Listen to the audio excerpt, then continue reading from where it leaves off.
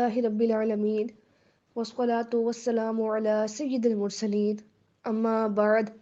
فأعوذ بالله من الشيطان الرجيم بسم اللہ الرحمن الرحیم۔ آج الحمدللہ ہماری حدیث کورس کا 6th ڈے ہے، جس میں ہم آپ کو حدیث نمبر 11 اور 12 انشاءاللہ پڑھائیں گے۔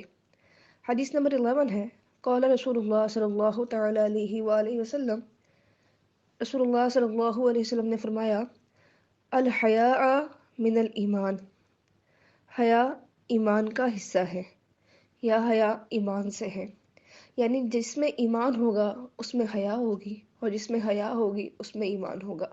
ایسا ممکن ہی نہیں کہ کوئی شخص خود کو مومن، مسلمان اور عاشق رسول تو کہے لیکن اس کا دامن حیا سے خالی ہو۔ جس شخص میں جتنا ایمان ہوگا اس میں اتنی ہی حیا ہوگی، اور جس میں جتنی حیا ہوگی وہ اپنے ایمان میں اتنا ہی کھرا ہوگا۔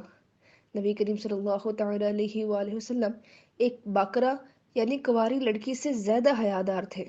صحابہ کرام فرماتے ہیں کہ جب آپ صلی اللہ علیہ وسلم کے سامنے کسی ناگوار بات کا ذکر کیا جاتا تو ہم آپ کے چہرے سے اس ناگواری کے اثرات کو محسوس کر لیتے۔ رسول اللہ صلی اللہ تعالی علیہ وآلہ وسلم نے ایک شخص کو دیکھا کہ وہ اپنے بھائی کو حیا کے بارے میں نصیحت فرما رہا ہے، تو آپ نے فرمایا کہ اسے رہنے دو، اسے چھوڑ دو، اسے کچھ نہ کہو، حیا ایمان کا حصہ ہے۔ اور میری معزز بہنوں، حیا کا تعلق صرف حجاب یا پردے سے ہی نہیں، ظاہری حیا کے لیے باپردہ ہونا ضروری ہے، اور باطنی حیا کے لیے ضروری ہے کہ آپ کا دل، خیالات، آپ کی زبان، آپ کی بات، آپ کا لب و لہجہ، آپ کے اٹھنے بیٹھنے چلنے پھرنے، طرز عمل اور طور طریقوں میں بھی حیا پائی جائے۔ آپ کے چلنے میں حیا ہونی چاہیے، آپ کے بیٹھنے میں حیا ہونی چاہیے، آپ کی نگاہوں میں اور آپ کے بات کرنے میں بھی حیا ہونی چاہیے کہ آپ کوئی ایسی بات نہ کریں جو بےہودگی ہو اور حیا کے خلاف ہو۔ اللہ ہم سب کو عمل کی توفیق عطا فرمائے۔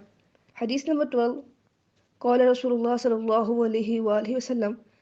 رسول اللہ صلی اللہ تعالی علیہ وآلہ وسلم نے فرمایا، من یضمن لی، جو شخص مجھے ضمانت دے، ما بین لحییہ، اس چیز کی جو درمیان ہے جبڑے کے یعنی زبان، وما بین، اور جو درمیان میں ہے رجلیہ، دو ٹانگوں کے، ادمن، تو میں ضمانت دوں گا، لہ الجنہ، اسے جنت کی۔ یعنی جو بھی شخص ان دو باتوں کو قابو میں کر لے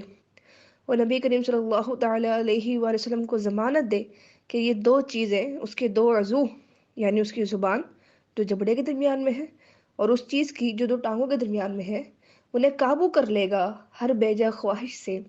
تو انشاءاللہ عز و جل سے کہا فرماتے ہیں کہ میں اسے جنت کی ضمانت دیتا ہوں۔ کوئی لمبے لمبے چلے کاٹنے کی بات نہیں کی جا رہی، لمبے لمبے سجدے کرنے کی بات نہیں کی جا رہی، کوئی مشقت بھرا عمل نہیں بتایا گیا، بلکہ صرف یہ کہا گیا کہ دو چیزوں کو قابو کر لو۔ زبان، کیونکہ اس کی وجہ سے بے تحاشا گناہ ہوتے ہیں۔ جو شخص زیادہ اور بے تکا بولتا ہے، بڑائیاں مارتا ہے،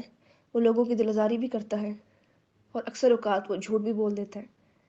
تو جب آپ زبان کو کنٹرول میں کریں گے تو آپ غیبت، چغلی، حسد اور برے اعمال جن کا تعلق زبان سے ہے، ان گناہوں سے آپ بچ جائیں گے۔ اور اسی طرح جب آپ اس چیز کی حفاظت کریں گے تو دو ٹانگوں کے درمیان ہے، تو جب عصمت جوش مارتی ہے تو انسان بہت سے گناہ کر بیٹھتے ہیں۔ تو جب آپ ان دو عضو کو سلامت رکھیں گے، گناہوں سے محفوظ رکھیں گے، تو انشاءاللہ عز و جل نبی کریم صلی اللہ تعالی علیہ وسلم کے فرمان کے مطابق آپ کے لیے جنت کی ضمانت ہے۔ اللہ ہم سب کو اور ہمارے جسم کی ہر ایک اعضاء کو گناہوں سے محفوظ رکھنے کی توفیق عطا فرمائے۔ وآخر دعوانا ان الحمد للہ رب العالمین۔